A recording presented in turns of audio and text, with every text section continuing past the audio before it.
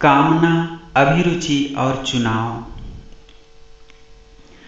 अपने मन और प्राण को सत्य से भर दो और निश्चल तथा स्थिर रहो। असंतुष्ट कामनाओं से ही सब कष्ट उठते हैं। कामना से मुक्त अचंचलता पर अपना आधार रखो। यह आ जाए तो दिव्य सत्य, प्रेम और आनंद की बाकी सब चीज़ें आ सकती हैं और सुरक्षित रूप से वहाँ प्रतिष्ठित हो सकती हैं। सभी मनुष्य कामना से भरे होते हैं। उनका जीवन कामनाओं से बना होता है। मनुष्य की इच्छा कामना से बनी होती है। उसकी आवश्यकताएं कामनाएं हैं। वह केवल सतत जागरूकता और स्थिर निष्कासन द्वारा ही इन सब कामनाओं से छुटकारा पा सकता है। हर बार जब तुम उत्तेजित या नाराज अनुभव करो, हर बार जब तुम परेशान हो, तो तुम निश्चित हो सकते हो कि इन बाहरी रूपों के पीछे कोई कामना दुबकी हुई है। सच्ची और दिव्य चेतना का लक्षण है पूर्ण समता, सतत समचित्तता और शांति। उत्तेजना, खींच, दुख, अवसाद, घबराहट सभी भौतिक चेतना की चीजें हैं और मिथ्यात्व से पिंड छुड़ाने के लिए इन सबको जीत लेना जरूरी है। कामना को संतुष्ट करने की अपेक्षा उसे जीत लेना ज्यादा आनंद लाता है। किसी आवेश में आकर क्रिया न करो। प्रश्न: वरीयता न रखने से हमें क्या समझना चाहिए? क्या हमें अव्यवस्था पर व्यवस्था को, गंदगी पर सफाई आदि को वरीयता न देनी चाहिए? क्या वरीयता न होने का मतलब है सभी के साथ एक सा व्यवहार करना? श्री मां का उत्तर: यहाँ तुम जिसे वरीयता कहते हो उसे मैं चुनाव कहूँगी और अपने जीवन के हर क्षण तुम्हें चुनाव करना होता है। उन चीज़ों के बीच चुनाव जो तुम्हें नीचे खींचती हैं और जो ऊपर खींचती हैं। उन चीज़ों के बीच चुनाव जो तुम्हें आगे ले जाती हैं और जो तुम्हें पीछे धकेलती हैं। लेकिन मैं इसे वरीयता रखना नहीं कहती, मैं इसे चुनाव करना कहती हूँ और यह चुनाव अनिवार्य है। और यह सफाई और गंदगी के बीच, चाहे वह भौतिक हो या नैतिक, हमेशा के लिए एक बार चुनाव कर लेने की अपेक्षा अनेक गुणा अधिक है। चुनाव की यह वृत्ति हमेशा सतत और अविच्छिन्न रखनी चाहिए। तुम्हें कभी पढ़कर सो नहीं जाना चाहिए, लेकिन मैं इसे वरीयता रखना नहीं कहती। वरीयता रखना ठीक चुनाव करना नहीं होता। मेरे लिए यह शब्द बहुत स्पष्ट अर्थ रखता है। वरीयता अंधी चीज होती है।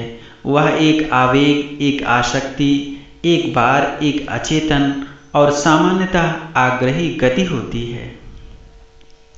और बहुत बार वरीयता चुनाव से उल्टे रास्ते पर जाती है। यह एक ऐसा उदाहरण है जिससे मुझे रोज काम पड़ता है। तुम एक समस्या के सामने हो और तुम यह चुनाव करते हो कि अपने आप को पूरी तरह भागवत इच्छा के हाथ में छोड़ दो ताकि उचित समाधान मिल जाए।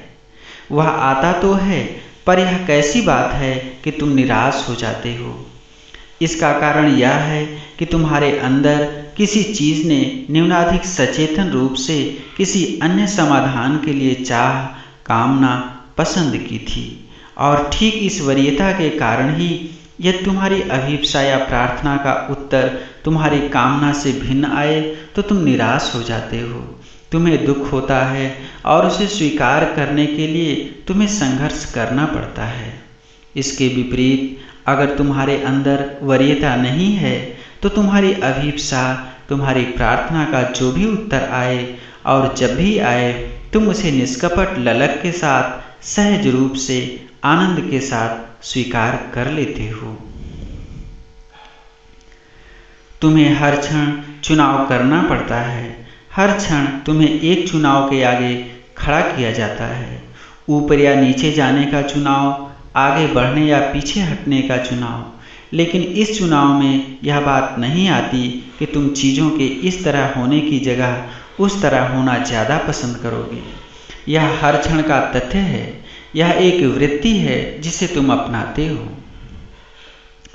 चुनाव एक निर्णय और एक क्रिया है। वरीयता कामना और आवेग है। चुनाव किया जाता है और किया जाना चाहिए, और अगर वह सचमुच चुनाव है तो वह परिणाम की परवाह किए बिना किया जाता है। तुम्हारे चुने हुए परिणाम की आशा के बिना किया जाता है। तुमने अपने आंतरिक सत्य के अनुसार, अपनी उच्चतम चेतना के अनुसार चुनाव किया है। इसके परिणाम क्या होंगे इससे तुम्हें कोई मतलब नहीं। तुमने तो अपना चुनाव कर लिया, और सच्चा चुनाव। इसके विपरीत अगर तुम्हारे अंदर पसंद है तो वह पसंद तुमसे एक ओर या दूसरी ओर चुनाव करवाएगी। पसंद तुम्हारे चुनाव को बिगाड़ देगी। वह हिसाब किताब होगा, मोल भाव होगा। तुम कार्य इसलिए नहीं करोगे कि वह सत्य है, करने योग्य सच्चा कार्य है, बल्कि इस विचार से करोगे कि तुम अमुक परिणाम चाहते हो, और इससे किसी भी चीज़ के लिए द्वार खुल जाता है। पसंद या वरीयता अपने आप को परिणाम के साथ जोड़ लेती है। चुनाव उस परिणाम से स्वतंत्र होता है। मैं दोहराती हूँ, हर क्षण तुम चुनने की आवश्यकता तले होते हो, और जब तक परिणाम नहीं, चुनाव का सत्य तुम्हें आकर्षित नहीं करता, तब तक तुम पूरी तरह निष्कपटता के साथ सच्चाई से नहीं चुन पाते। अगर तुम परिणाम की दृष्टि से चुनते हो तो उससे तुम्हारा चुनाव मिथ्या हो जाता है।